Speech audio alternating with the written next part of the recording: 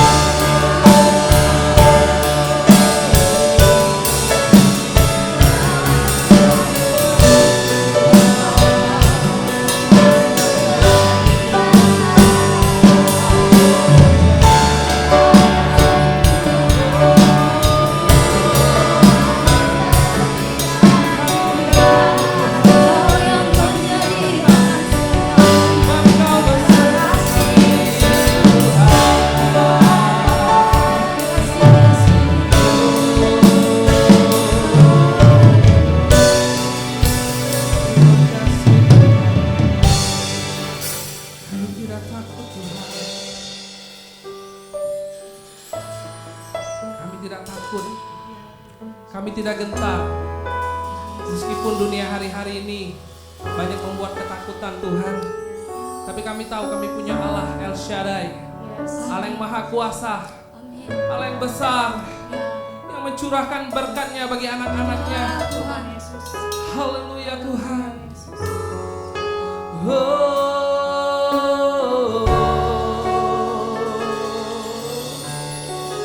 Terima kasih Tuhan Yesus.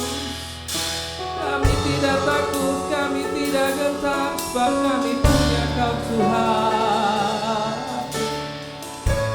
Haleluya.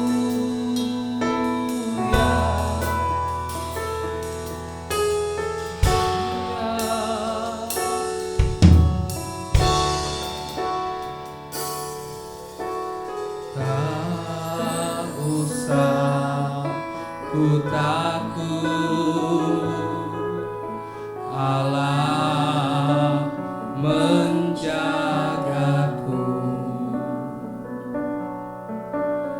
Tak usah ku bimbang, Yesus peliharaku. Tak usah ku susah, Roh Kudus hiburku. Tak usah ku cemas, Dia memberkatiku. El Shaddai, El Shaddai, Allah Maha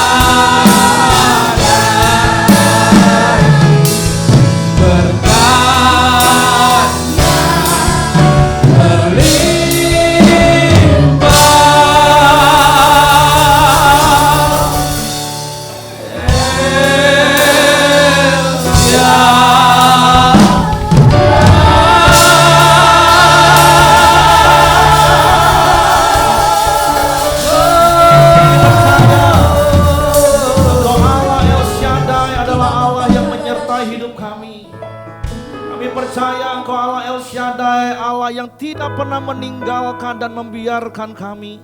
Bahkan kami percaya Engkau Allah El Shaddai yang terus dan senantiasa memberkati hidup kami. Kami bersyukur hari ini Tuhan, kalau kami boleh ada sebagaimana kami ada hari ini. Kami percaya ini semua karena anugerah-Mu, semua karena kebaikan-Mu. Terima kasih buat tubuh yang sehat, terima kasih buat tubuh yang kuat yang Kau beri bagi kami.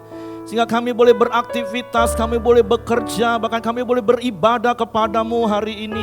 Tuhan, kami bersyukur, dan hari ini Tuhan, kami mau siapkan hati kami lagi untuk kami belajar kebenaran firman-Mu, dan biarlah kebenaran-Mu itu memerdekakan hidup kami.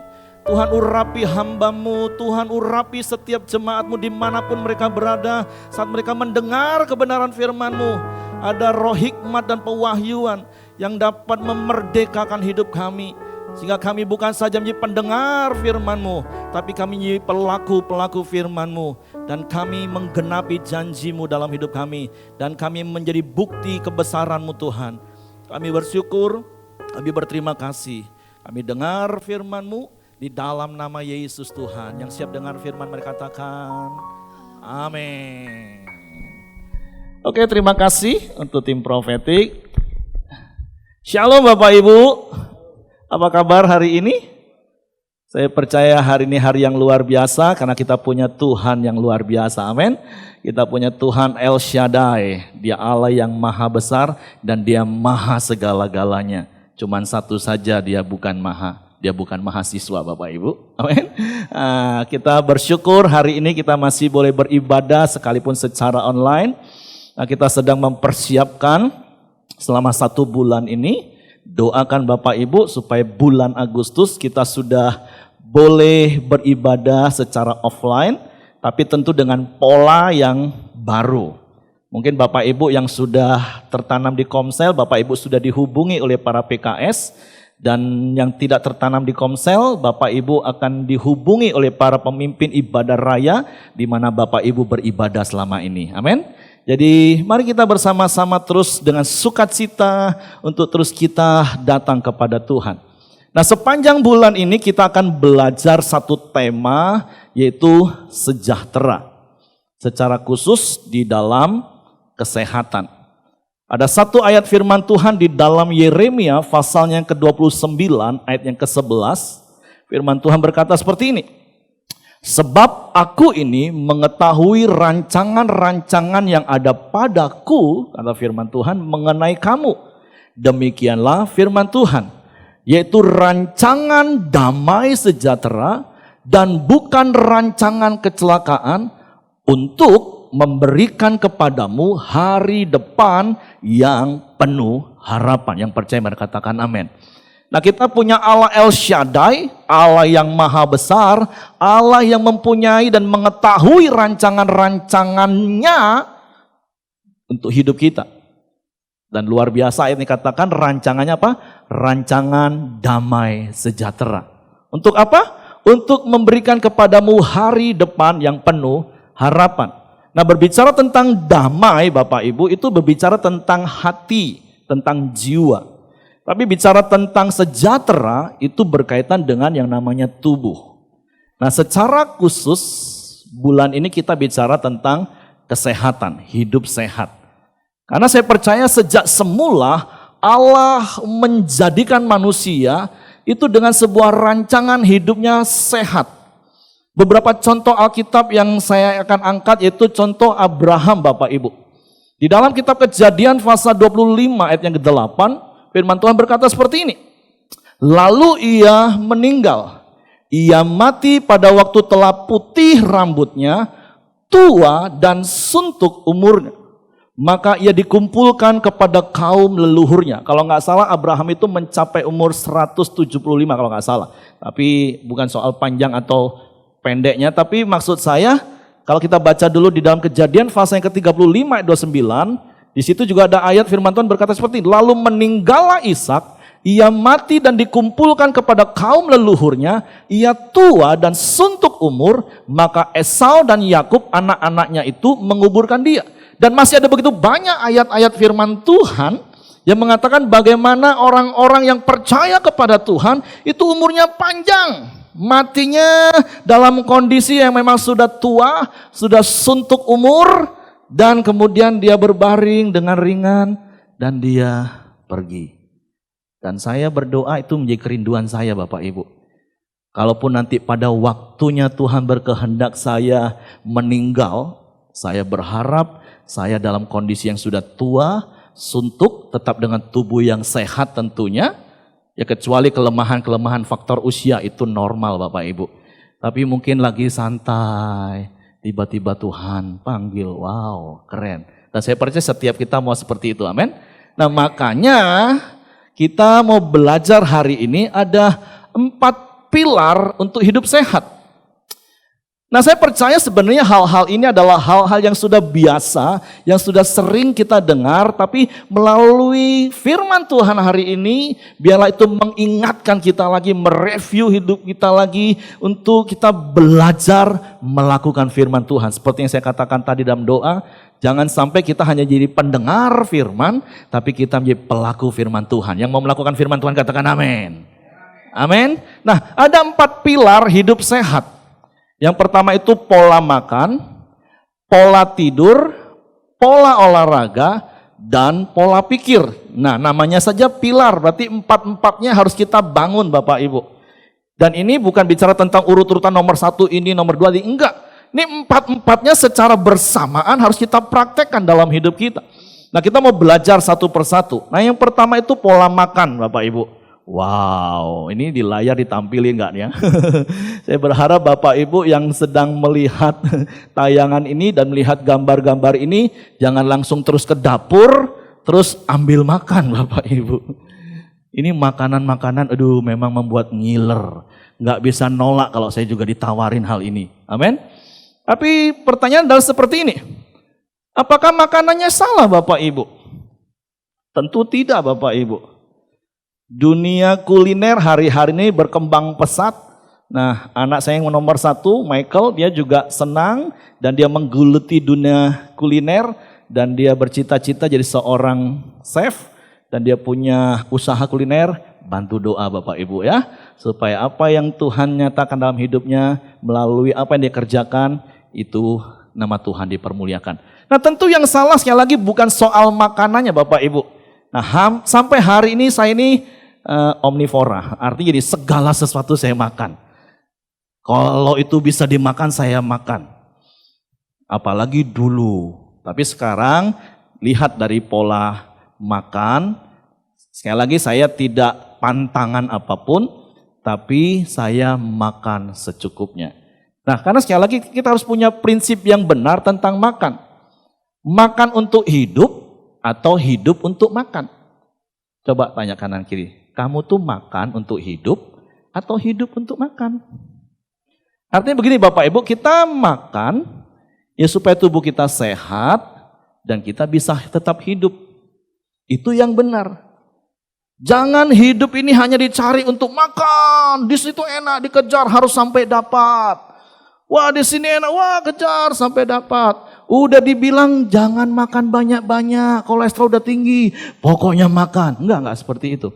Itu bedanya orang yang punya prinsip makan untuk hidup atau hidup untuk makan. Tapi saya berdoa setiap jemaat Pelita Community mempunyai prinsip kita makan untuk hidup. Jadi makan yang secukupnya, makan yang sehat. Yang Pak Ahyong minggu lalu katakan makan enak. Bukan makan enak-enak Bapak Ibu. Tapi sekali lagi bukan salah makannya Bapak Ibu ya. Yang salah itu di kita. Imam Eli contohnya.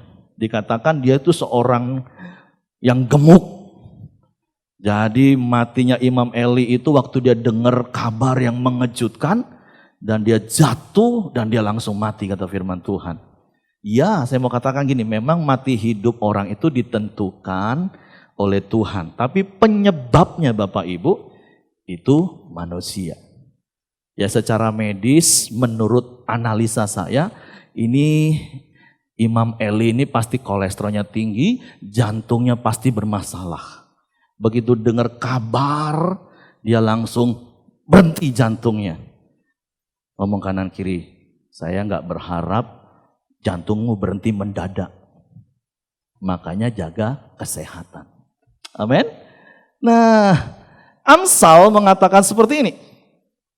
Di dalam kitab Amsal pasal 23 ayatnya yang pertama, bila engkau duduk makan dengan seorang pembesar, perhatikanlah baik-baik apa yang ada di depanmu.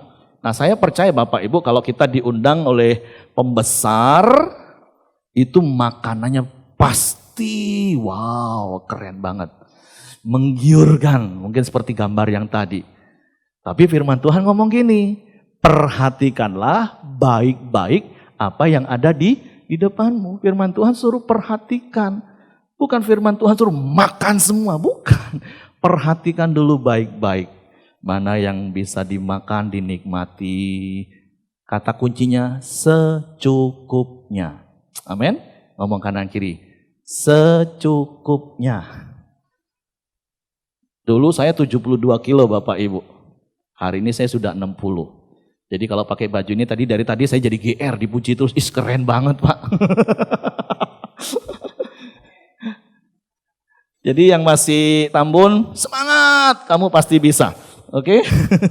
Nah, firman Tuhan saya baca lanjut. Taruhlah pisau pada lehermu bila besar nafsumu. Nah, yang jadi masalah bukan makanan yang di mejanya Bapak Ibu. Yang jadi masalah itu nafsu kita. Makanya firman Tuhan katakan, taruhlah sebuah pisau pada lehermu. Ini bukan terus bawa pisau di leher taruh sini, bukan Bapak Ibu.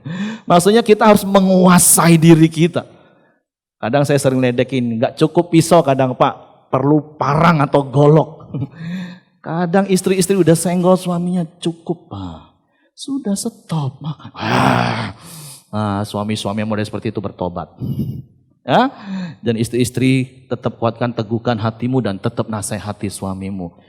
Saya pernah nasihati satu istri ngomong gini, pisaunya yang tipis tapi yang tajam. Ngomongnya gini, Pak, kamu masih mau lama gak nemenin aku hidup? Kalau masih mau lama nemenin aku, nah jaga makan, makan secukupnya. Amin. Nah, ayat berikutnya katakan jangan ingin. Nah, kan keinginan lagi. Akan makannya yang lezat itu adalah hidangan yang menipu. Jadi sekali lagi Bapak Ibu, makanannya enggak salah. Yang salah itu adalah nafsu makan kita. Selera makan kita. Nah, itu yang harus kita kuasai. Itu yang harus kita kendalikan. Yang setuju katakan amin. Amin. Jadi saya berharap semua jemaat pelita nanti tubuhnya atletis semua, postur tubuhnya wow. Kenapa? Karena hidup kita harus menjadi bukti kebesaran Tuhan. Kalau kita sehat, kita kuat, kita bisa berkarya bagi kerajaan Tuhan, kita bekerja dengan baik. Bukankah Tuhan dimuliakan Bapak Ibu? Dan untuk itu butuh tubuh yang sehat. Jadi yang pertama adalah pola makan. Jadi atur makan secukupnya. Sekali lagi ada begitu banyak pola diet. Silakan Bapak Ibu pilih. Kalau saya pribadi ya udah makan secukupnya. Seperti contoh saya satu hari paling hanya boleh makan 1400 kalori. Itu yang cukup. Nah nanti kan ada pilar-pilar hidup sehat yang lain yang kita belajar. Jadi bicara tentang pola makan sekali lagi itu bicara tentang menguasai diri. Amsal tadi katakan taruh pisau pada lehermu. Silakan makan tapi secukupnya. Amin. Nah, yang berikutnya Bapak Ibu. Nah, ini enggak tahu nih. Siapa yang tidurnya seperti ini? Yang tahu pasti cuman pasangan suami istri atau orang tua dan anak. Nah, coba lihat kanan kiri. Kamu model tidur yang mana ya? Wah, itu tidur nyenyak banget itu. Oh. Kenapa? Harus pola tidur Bapak Ibu. Pola tidur itu harus teratur. Maka ada satu statement seperti ini Bapak Ibu. Nah, sebelum statementnya saya beri, gini pertanyaan. Apa yang menentukan tidur nyenyak kita? Ada satu kalimat bijak bilang gini, uang banyak itu bisa membeli kasur yang empuk, uang banyak itu bisa mendesain kamar yang mewah, tapi uang banyak itu tidak dapat membeli tidur yang nyenyak. Amin. Jadi bukan berarti juga terus salah beli kasur yang empuk, desain kamarnya yang mewah. Enggak salah, silakan. Sekarang jasa desain interior juga banyak kok Bapak Ibu, silakan. Kemarin saya ngobrol sama istri saya tunjukin desain kamar-kamar, keren banget ya. Keren kamarnya. Tapi sekali lagi Bapak Ibu, ternyata yang menentukan kita bisa tidur nyenyak, tidur pulas itu bukan tempatnya. Nah apa? Nah nanti kita belajar sama-sama. Nah kualitas tidur yang cukup itu adalah 7-8 jam satu hari.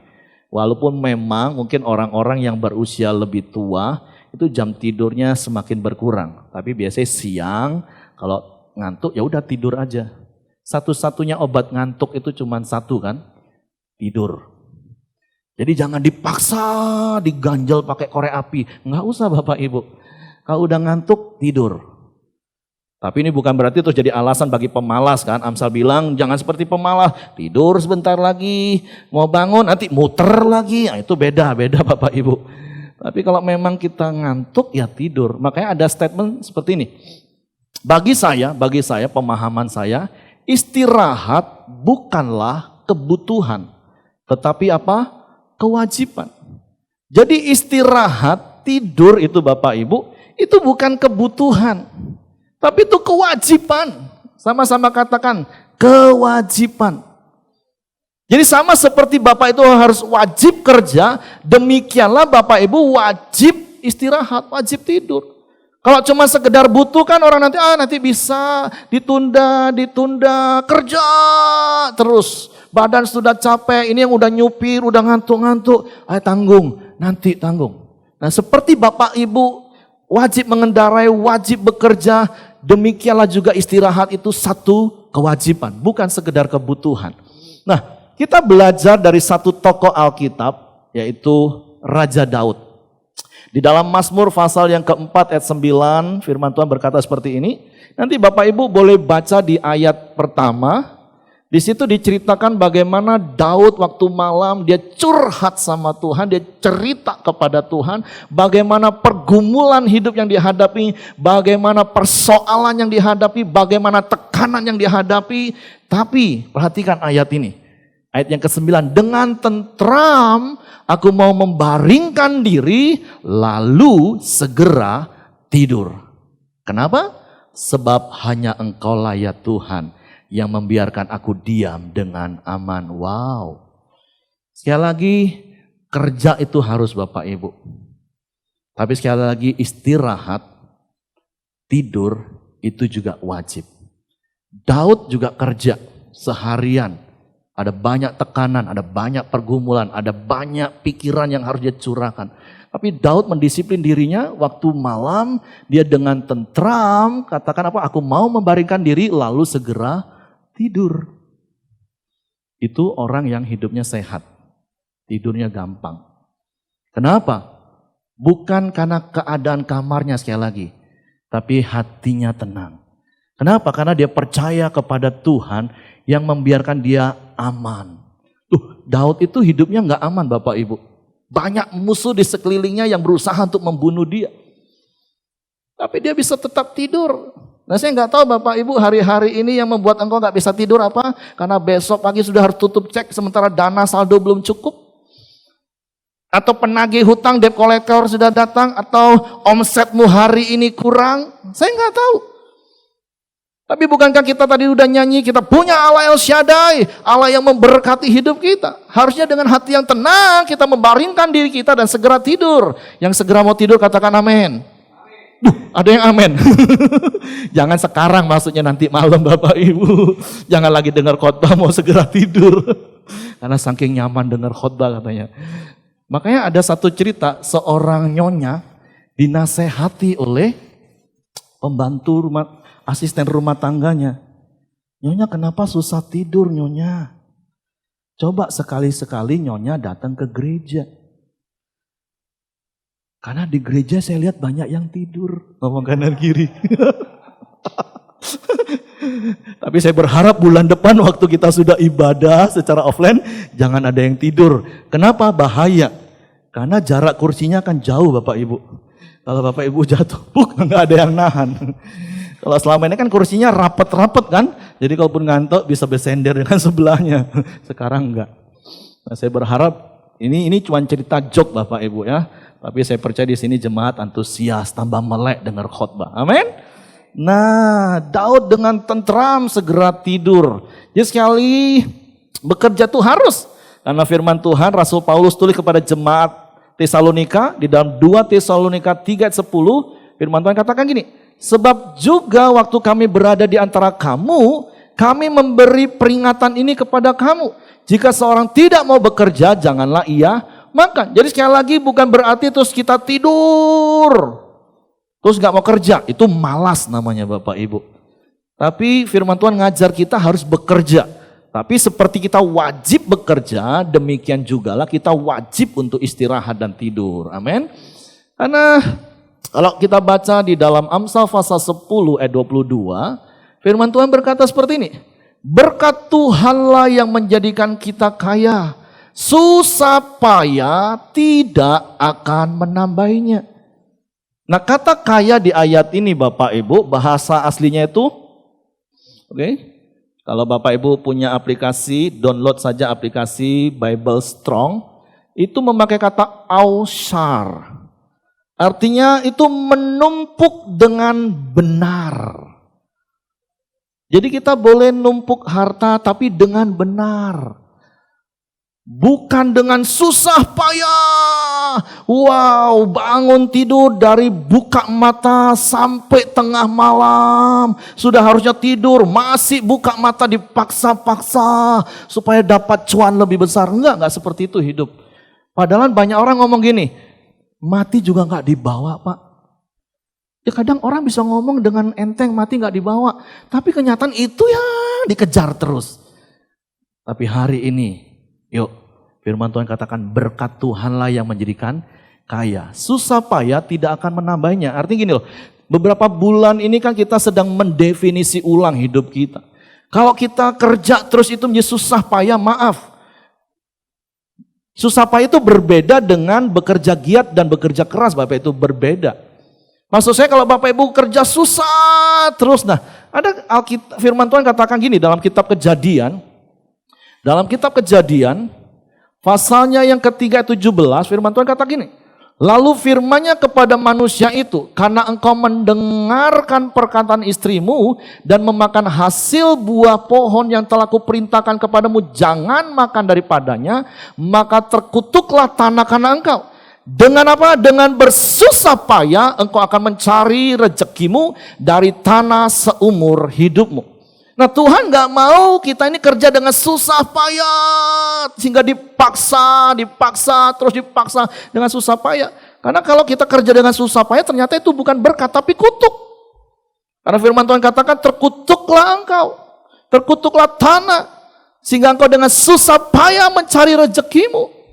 Nah come on Bapak Ibu, kerja andalkan Tuhan, kerja dengan pimpinan Tuhan, kerja dengan hikmat Tuhan. Karena berkat Tuhanlah yang menjadikan kaya, yang percaya katakan amin. Dan ingat kata kaya tadi, menumpuknya dengan benar. Amin, ada kata benar. Nah bahkan Tuhan memberikan contoh bagi kita. Di dalam kitab Kejadian pasal yang kedua, ayat yang pertama mulai, demikianlah diselesaikan langit dan bumi dan segala isinya. Ketika Allah pada hari ketujuh telah menyelesaikan pekerjaan yang dibuatnya itu, berhentilah ia pada hari ketujuh dari segala pekerjaan yang telah dibuatnya itu. Lalu Allah memberkati hari ketujuh itu dan menguduskannya, karena pada hari itulah ia berhenti dari segala pekerjaan penciptaan yang telah dibuatnya itu. Wow, lah Tuhan saja kasih contoh. Artinya itu, kalau Tuhan gak istirahat, Tuhan gak usah nikmati ciptaannya, Tuhan masih kuat gak? Tetap kuat, karena dia maha kuasa, dia maha kuat. Tapi Tuhan saja memberi contoh, hari yang ketujuh dia berhenti, dia nikmati. Jadi come on Bapak Ibu, engkau bekerja tuh harus, tapi engkau harus nikmati hasil pekerjaanmu. Engkau harus membagi hasil pekerjaanmu. Jangan cuma susah payah, seperti kereta api zaman dulu kan, susah payah, susah payah, sulit. Ngomong kanan kiri, hidupmu seperti itu enggak? Amin. Jadi kembali, pilar yang kedua itu pola istirahat harus cukup. minimal 7-8 jam satu hari. Terserah masalah itu boleh datang. Tapi engkau punya El Shaddai, Allah yang besar, yang akan menolong hidupmu. Ngomong kanan kiri, nanti malam tidur nyenyak ya. Jangan gelisah putar sini, putar sana gak bisa tidur. Ngomong Daud aja yang raja bisa tidur nyenyak. Apalagi cuman kita, amin. Tuhan saja istirahat untuk menikmati ciptaannya, apalagi kita. Oke, nah yang berikutnya pola apa Bapak Ibu? Nah, pola olahraga. Karena pandemi aja Bapak Ibu, sudah 3 bulan kami nggak berenang. Biasanya seminggu 3 kali. Beberapa hari yang lalu waktu kami jalan pagi, sengaja mampir ke kolam renang di Kota Baru untuk tanya, kapan buka? Nah hari-hari ini kan orang lagi tren olahraga bersepeda. Itu kelompoknya Joni, anak saya yang minggu lalu dipanggil Pak Ayong, mereka sepeda. Olahraga, mau senam, mau jalan pagi. Tapi bagi saya sih sebenarnya karena saya sudah umur 47, sudah 40, baru 47 tahun Bapak Ibu. Sebenarnya olahraga yang paling cocok itu memang berenang. Karena tidak ada beban, tidak ada tumpuan. Tapi kalorinya oke dibakar. Tapi karena situasi kolam renang belum buka, ya kami suami istri jalan pagi, kadang sore, hari Minggu setelah kami new normal komsel dengan keluarga Pak Johan, dengan keluarga Henry, kami muter di Komplek Puri Mayang. Sampai tadi pagi saya ketemu dengan salah satu jemaat yang tinggal di Puri Mayang. Kalian yang tinggal di Puri Mayang, kenapa nggak dipakai trek jalan pagi, jalan sore? Kami jauh-jauh dari kebun kopi, harus ke sini untuk olahraga. Kenapa olahraga itu sangat-sangat perlu? Ngomong kanan kiri, olahraga itu sangat perlu. Amin. Olahraga itu sangat perlu. Terserah Bapak Ibu, silakan pilih mau olahraga apa. Sesuai dengan hati nurani, sesuai dengan kemampuan budgeting, sesuai dengan kemampuan fisik tentunya. Tapi bagi orang yang sudah usianya sudah cukup tua, ya minimal jalan pagi santai. Olahraga, kenapa? Karena firman Tuhan juga ngomong seperti ini. Dalam 1 Timotius pasal yang keempat ayat 7, tetapi jauhilah tahyul dan dongeng nenek-nenek tua, latihlah dirimu beribadah. Latihan badani terbatas gunanya, tetapi ibadah itu berguna dalam segala hal karena mengandung janji baik untuk hidup ini maupun untuk hidup yang akan datang. Perkataan ini benar dan patut diterima sepenuhnya. Nah hari ini saya tidak mengupas tentang ibadah. Bulan depan kita akan banyak mengupas tentang ibadah. Tapi firman Tuhan katakan latihan badani itu terbatas gunanya. Ini berbicara tentang periodenya Bapak Ibu.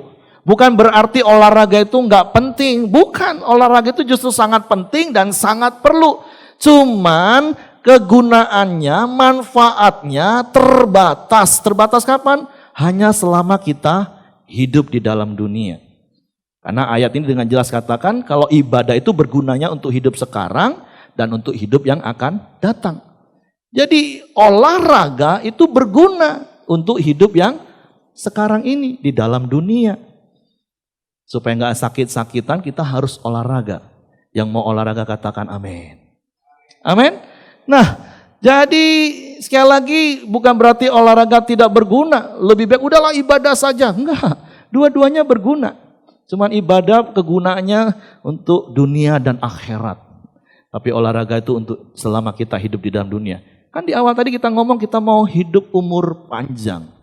Terus sehat, bukan panjang tapi sakit-sakitan, bukan. Umur panjang tapi sehat. Nah, makanya Bapak Ibu olahraga. Nah, dan yang terakhir, banyak orang pola makan dia bisa. Pola tidur apalagi paling gampang sebenarnya. Tapi kenyataannya banyak yang susah tidur, tapi saya berdoa setelah dengar firman Tuhan hari ini, Bapak Ibu gak susah tidur lagi, amin. Yang insomnia, aku berdoa dalam nama Yesus engkau bisa tidur nyenyak malam ini, amin. Percaya dengan iman kau punya Tuhan yang sanggup memberikan rasa aman kepadamu.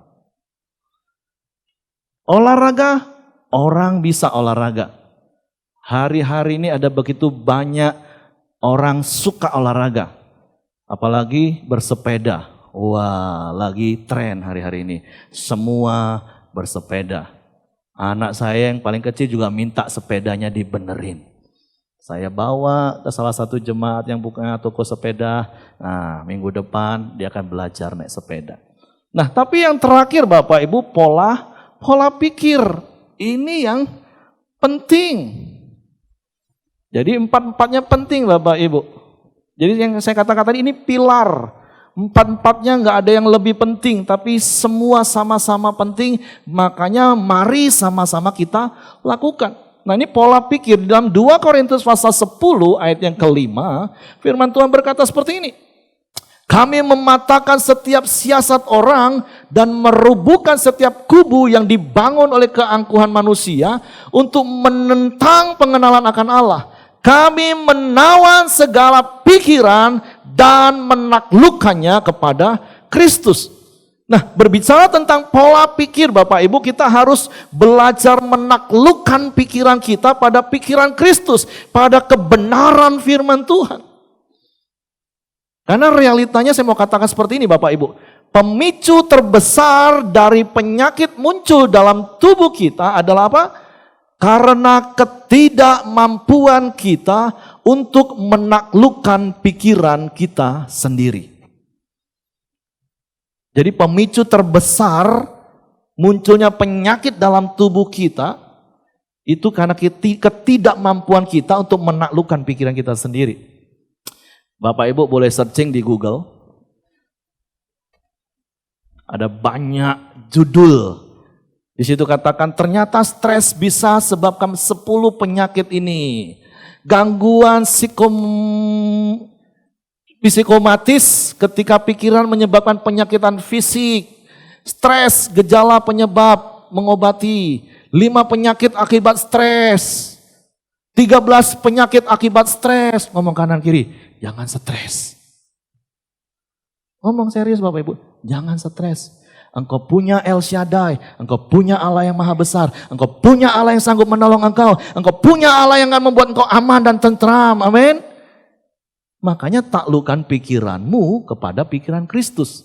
Ada satu ayat yang saya sangat suka dan saya selalu bagi. Ini sebuah prinsip hidup yang saya bangun. Amsal pasal yang ketiga ayat yang kelima dan yang keenam, firman Tuhan katakan seperti ini. Percayalah kepada Tuhan dengan segenap hatimu dan janganlah bersandar pada pengertianmu sendiri. Akuilah Dia dalam segala lakumu, maka Ia akan meluruskan jalanmu. Artinya percayalah kepada Tuhan dengan segenap hatimu dan jangan mengandalkan pikiranmu. Nah, banyak orang terbalik Bapak Ibu. Dia mengandalkan pikirannya. Dia mengandalkan pikirannya sampai akhirnya stres. Saya sering nasihati jemaat seperti ini dari prinsip ayat ini. Daripada engkau habiskan waktumu berjam-jam bahkan berhari-hari untuk memikirkan masalahmu, kenapa tidak lebih baik kau habiskan 2-3 jam duduk diam di bawah kaki Tuhan? Amin. Memang secara manusiawi, pikiran manusia itu dalam waktu 1 detik kalau nggak salah, itu bisa muncul banyak kali pikiran. Bahkan hitungannya mungkin biliar kalau nggak salah. Nanti boleh di searching deh Bapak Ibu. Artinya dalam 1 detik itu ada begitu banyak pikiran yang bisa muncul dalam otak kita. Nah itulah kenapa banyak orang stres Bapak Ibu. Karena reaksi respon pertama dari setiap manusia ketika ngadepin masalah, dia pasti akan langsung berpikir. Betul atau enggak Bapak Ibu? Jadi dia berpikir, dia peras otaknya, dia berpikir. 4 jam dia pikir dan tiba-tiba dia pikir gini, nah ini cocok nih. Tapi 5 menit kemudian, 10 menit kemudian, pikiran dia sendiri ngomong gini, tapi kalau kayak gini, nanti jadinya gini. Kalau gini, jadinya gini. Mikir lagi. Sepanjang malam gelisah, lihat cicak di dinding, lihat tembok. Mikir. Nanti, wah ini cocok nih. Ini cocok nih. Tapi 10-15 menit kemudian, pikirannya sendiri akan melawan pikirannya. Nanti kalau gini, jadinya gini gimana? Itu yang membuat stres Bapak Ibu.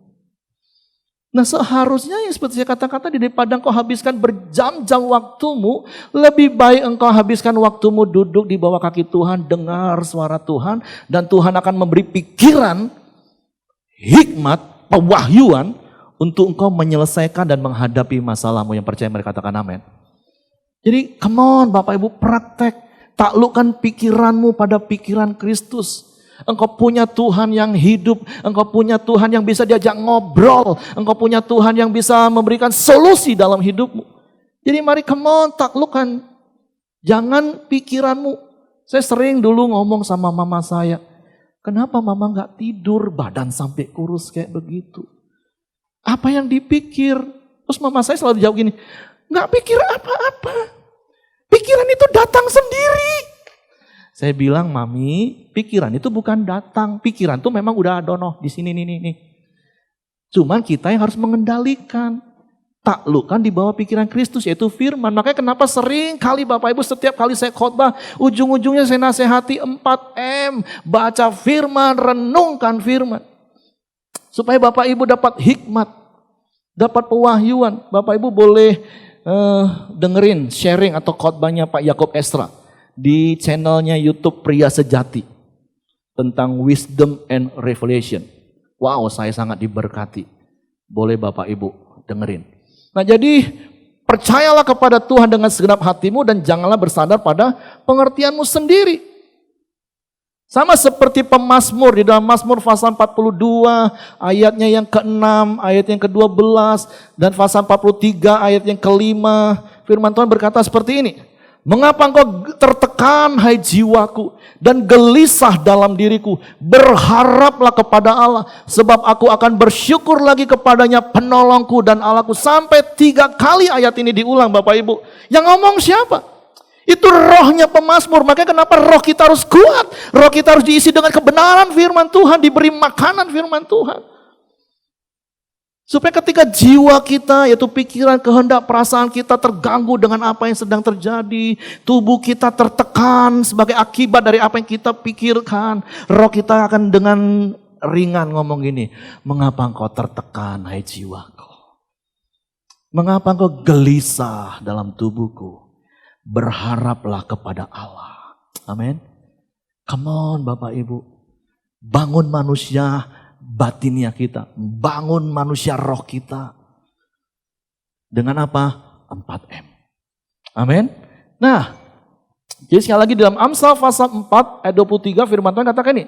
Jagalah hatimu dengan segala kewaspadaan karena dari situlah terpancar kehidupan. Nah, hati adalah pusat kehidupan kita. Nah, kita tahu sama-sama hati itu berbicara tentang apa? Pikiran alam bawah sadar kita. Itu yang akan membuat respon otomatis dalam hidup kita. Nah, kalau hati kita diisi dengan kebenaran firman Tuhan, kita jaga dengan waspada, dengan setiap hari kita isi dengan kebenaran firman Tuhan. Percayalah Bapak Ibu, engkau akan menjadi pribadi yang kuat, engkau menjadi pribadi yang sehat. Karena pikiranmu selalu ditaklukkan oleh pikiran Kristus. Ketika ada pikiran-pikiran dari apa yang kau lihat, dari apa yang kau dengar, dari apa yang kau alami, wow, kacau. Tapi Romo berkata, tenang, engkau punya Tuhan. Engkau punya Tuhan yang hidup, engkau punya Tuhan yang hebat. Dia berjanji adalah Allah yang setia, amin. Jadi come on Bapak Ibu, pola pikir kita harus benar. Taklukkan pada pikiran Kristus. Ini ayatnya, Efesus 1 ayat 17 yang saya katakan tadi, roh hikmat dan wahyu. Efesus 1 ayat 17, dan meminta kepada Allah Tuhan kita Yesus Kristus, yaitu Bapa yang mulia itu, supaya memberikan kepadamu roh hikmat dan wahyu untuk mengenal Dia dengan benar. Dan saya percaya bukan hanya bicara tentang mengenal Kristus dengan benar, tetapi Bapak Ibu bisa menjalani hari-hari hidup ini dengan penuh sukacita, penuh dengan damai sejahtera, karena itu rancangan Tuhan dalam hidupmu. Ketika ada hikmat, ada pewahyuan datang daripada Tuhan, amin. Oleh sebab itu Bapak Ibu, sebagai hal yang terakhir di dalam Kolose pasal 3 ayat 16, hendaklah perkataan Kristus diam dengan segala kekayaannya di antara kamu. Nanti Bapak Ibu boleh baca ayat-ayat berikutnya. Tapi sekali lagi ada 4 pilar yang harus kita bangun dalam hidup kita kalau kita mau hidup sehat. Amin. Yang pertama apa tadi Bapak Ibu? Pola makan. Kata kuncinya apa? secukupnya. Kalau nafsumu sudah mulai mau taruh pisau. Bagi saya pribadi, makan apa saja it's okay, silakan, tapi secukupnya. Terus yang kedua tadi apa? Pola tidur. Harus istirahat Bapak Ibu. Engkau boleh kerja, tapi engkau juga harus tidur, engkau harus istirahat. Yang ketiga, olahraga. Engkau harus olahraga. Ngobrol dengan anggota komselmu. Olahraga yuk. Karena kalau sendirian saya pernah ngalami beberapa tahun yang lalu. Berenang sendirian lama-lama berhenti Bapak Ibu. Jalan sendirian apalagi. Makanya melalui new normal komsel seperti yang Pak Ahyong bilang. Komsel itu bukan cuma urusan rohani Bapak Ibu. Bukan. Urusan jasmani juga harus diobrolin. Untuk hidup sehat ya harus diobrolin bersama. Dikerjakan bersama. Yang mau lakukan katakan amin. Dan yang terakhir tadi apa? Pola pikir. Taklukkan pikiran kita pada pikiran Kristus. Isi hati kita dengan firman Tuhan. Segala kekayaan perkataan firman Tuhan. Itu yang akan menguatkan, membuat hidup kita sehat. Amin. Amin. Mari kita bangkit berdiri. Kita mau sama-sama menaikkan sebuah pujian. Saya undang WL, singer, pemain musik. Karena kita mau hidup kita ini menyatakan kebesaran Tuhan. Kita mau hidup kita ini membuktikan bahwa Tuhan kita itu Tuhan yang dahsyat. Nah, bagaimana Bapak Ibu mau membuktikan kebesaran Tuhan? Kalau sakitnya yang dicari maksudnya. Kalau Tuhan izinkan sakit, it's okay Bapak Ibu. Tapi saya percaya sesungguhnya Tuhan tidak pernah merancangkan engkau jadi sakit. Amin. Oleh sebab itu bangun 4 pilar ini. Pola makan, pola tidur, pola olahraga, pola pikir. Amin. Tuhan, Kau sempurna.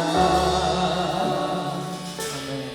Dalam rencanamu dan karyamu, ku serahkan hidupku, murnikan dengan rohmu.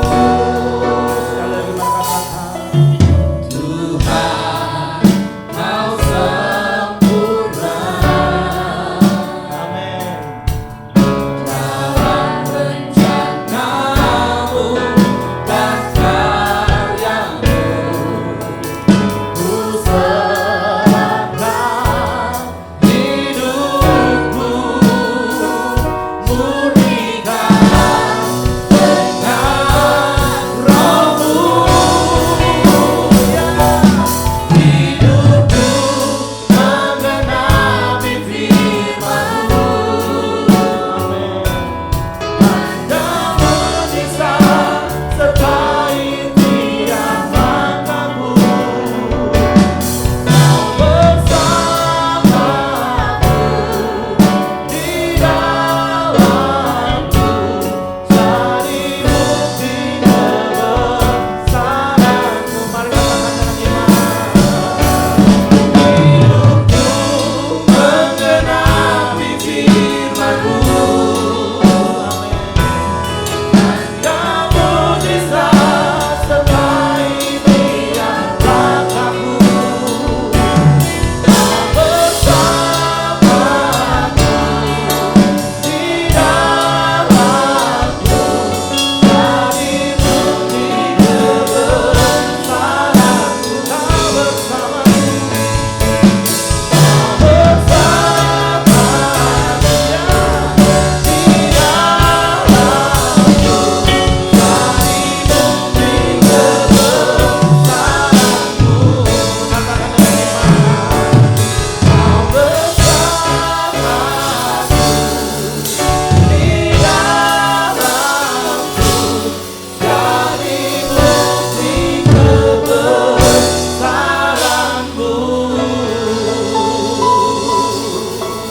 Biarlah hidup kami yang sehat dan kuat itu menjadi bukti kebesaran-Mu dalam hidup kami.